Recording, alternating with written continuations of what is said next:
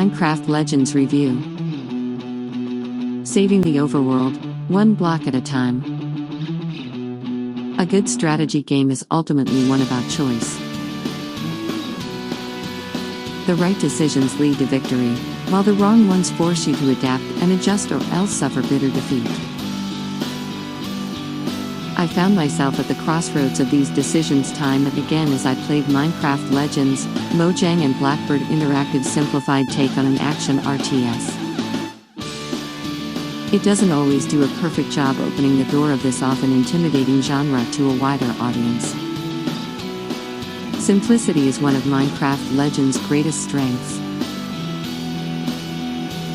Evil piglins from the Nether are invading, because that's what evil piglins do, and it's your job to build up the forces needed to drive them back. You'll do that by exploring a procedurally generated continent for resources, allies, and secrets to discover, destroying piglin bases and defending friendly settlements from the invaders as you do. There are no levels, and the minimalistic story is mostly just cutscenes announcing the arrival of larger piglin forces.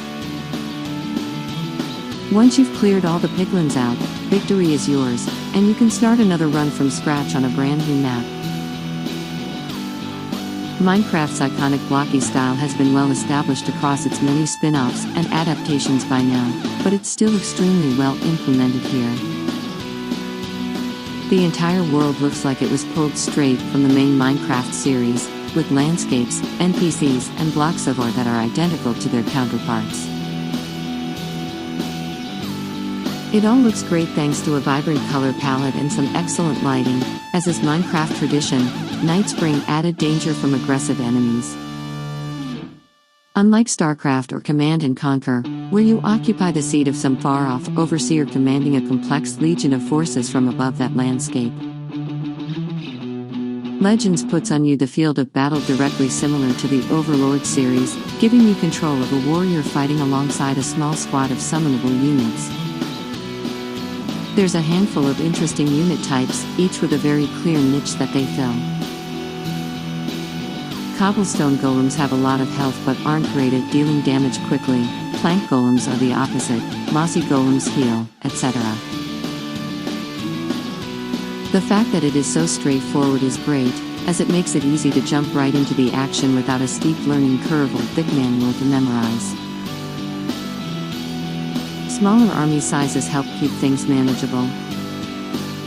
The commands you give your soldiers tend to boil down to go kill things over there or follow me and are equally easy to issue whether you're using a gamepad or mouse controls.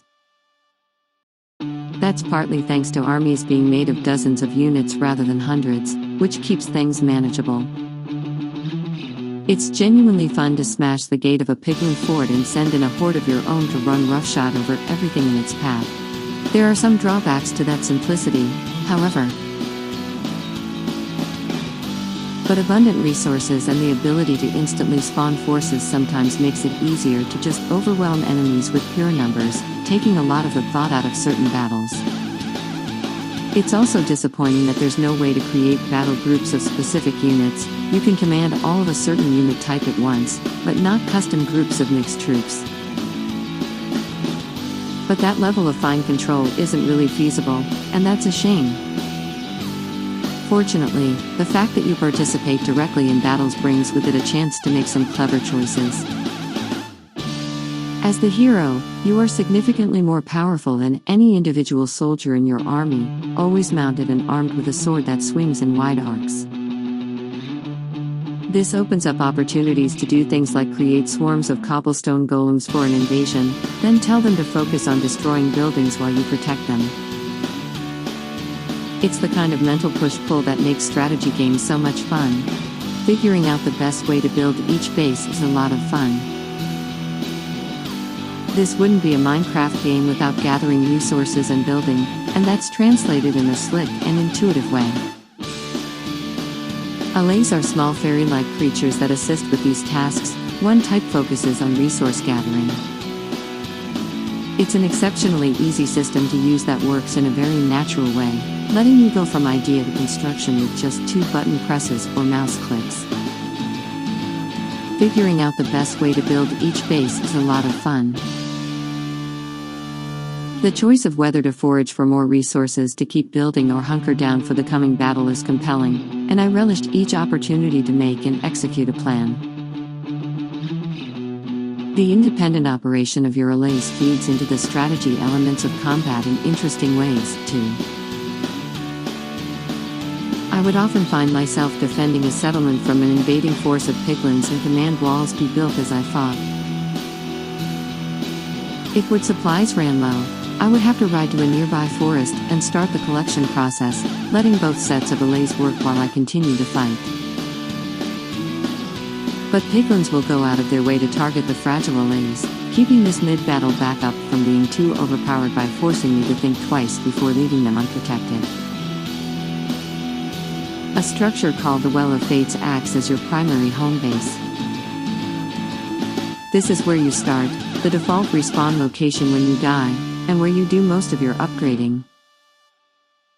Destroyed piglin structures drop prismarine, which is used to construct upgrade structures that allow you to do things like command more troops or store more materials in general. Unfortunately, the difficulty curve has a few kinks in it. The piglins themselves don't sit of their hands. They produce bases and outposts of their own, with increasing complexity as time goes on. What begins as some quick pillaging of a few buildings at the start eventually becomes long sieges of intricate fortresses that can take multiple in-game days. It's great that enemies with unique designs and attacks still continue to show up, but the size of the armies they fill becomes a slog. This is a bigger problem when attacking an enemy base on a high plateau, assembling an attack force only to realize half of them fell off a cliff on the march up due to pathfinding is frustrating. Minecraft Legends is fun solo, but it excels in multiplayer. The entire campaign can be played in co-op with up to 3 other friends, where resources are split but everyone has full autonomy to act independently. Dividing tasks like resource gathering, base building, and combat alleviates many frustrations, and it's just a lot of fun to charge into battle with your allies. It's the best way to play, and sharing the elation of victory with friends doesn't get old. PvP, meanwhile, has an interesting wrinkle to it. 2 teams go head-to-head on a randomized map, with players on each team controlling a hero while sharing resources and golems. Match-made games are designed for 3v3 or 4v4, but private games can have any mix of up to 4 players on either side. One game my team worked to destroy piglin bases early so we could afford upgrades quickly, focusing on making the most powerful army possible before clashing with other humans. Another game we were wiped out when our opponents stealthily built a redstone launcher within range of our base, focusing almost entirely on defending that while it crushed our structures. The strategic elements that other humans can bring are much more interesting than facing the CPU. Verdict: Minecraft Legends is an engaging strategy game that does a great job streamlining a notoriously complex genre without sacrificing the ever-important element of choice and consequence. That said, some genre staples like assigning custom groups of units are casualties of this simplification, which is too bad because it does limit your strategic options a bit in the heat of battle. But Legends uses other recognizable elements like its worker unit allays to great effect, and it nails the iconic Minecraft aesthetic with some of the best-looking blocks around. The difficulty curve does have the potential to make the late game frustrating, but stellar cooperative and PvP plays still make this RTS very worthwhile.